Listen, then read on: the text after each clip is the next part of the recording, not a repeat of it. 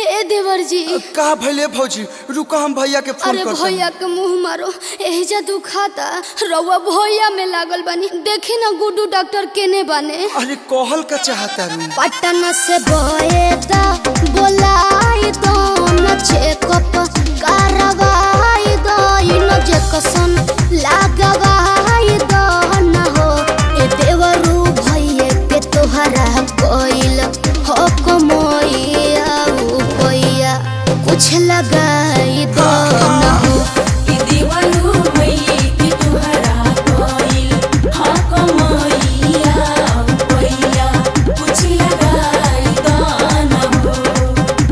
ठीक बा बुला देतनी तब तक सेव खइबू ना संतरा खइबू ना केरा खइबू अरे नाजी रउआ के खाली मजाक के सूझता अरे तो बताओ ना का खइबू पनीर पकौड़ा आ चटनियो ले आ दे तनके अच्छा ले आती है। अरे पाची चालू करके गोलंबर से जाकर पनीर पकौड़ा ले आओ और सॉस मत भुलाई है। हेलो भैया हाँ बोला।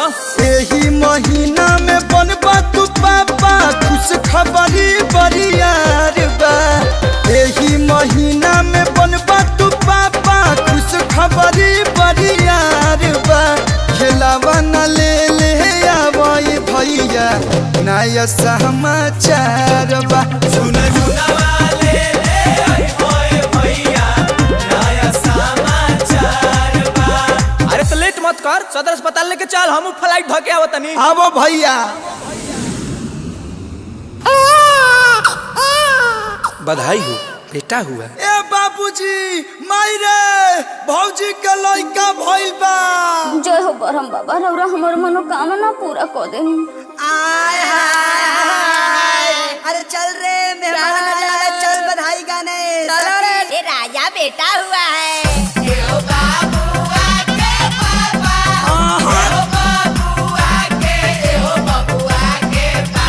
अपन सौवा दिए जीजा जी आवो आवो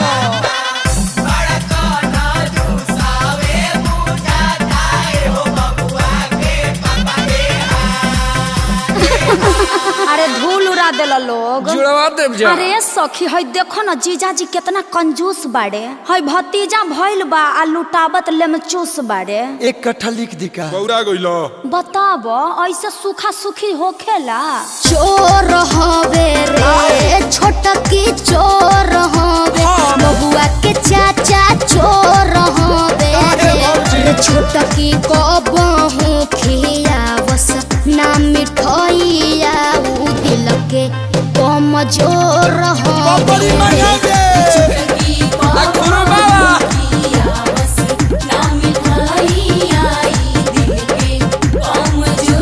ए मनीष जी तनी मीठा में रसगुल्ला लेके आवत। नमकीन में सिंघाड़ा चली धौरी महाराज अंगना में रेडियो दुआरा पर वीडियो छतावा पर डेक लगावा दीजिए जाजी हमरा बबुआ के बरही मना दीजिए जाजी अरे बरही तो ऐसा मनाइब कि पूरा जिला जवार देखी फोन कर रे सुजीत मीडिया अरविंद बाबा सबके बुलाओ अभ्यास तनी पवार क्या बता। बबुआ के मौसी खूब लगावावो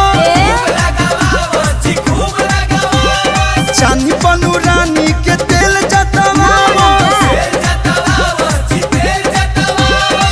अरे यो गोरेली सौरी के दुआरियानु हो जियो ब्यास छलकत जा अरे यो गोरेली सौरी के दुआरिया की अन धन खूब लुटावो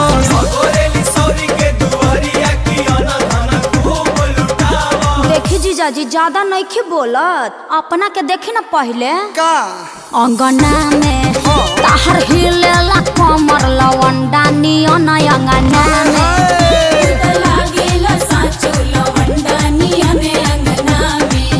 एही से बारो बांडा जी तोहर बाटे ये फांडा जी कम छाओ ढेना चल लवंडा नियन अंगना में तू ना मालिका शेरावत यहाँ ना चलू। हमर बाबूजी बन गइले बबुआ के दादा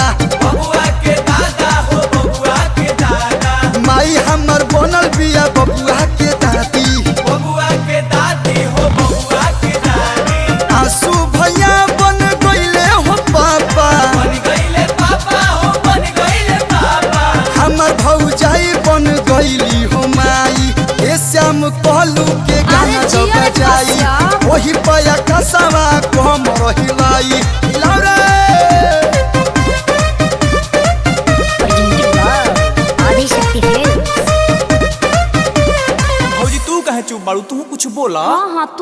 पढ़ाओ दीदी। हमरा बुझाता बबुआ जीएम होई है नारे दीदिया डीएम होई है रे। तू ही गाओ रे दीदिया हिंद के सितारा ई तो सीएम होई है मोदी जैसा पीएम होई है रे।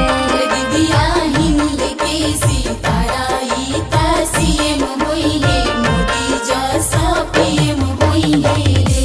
उ सब तो ठीक बा, लेकिन ए साली जी भतीजवा के का नाम रखाई? विनोद, ना ना कमलेश, आई हम आरू धन है भौजाई। ए अखिलेश भैया 27 के तैयारी करो, लइका 27 में पड़ल बा।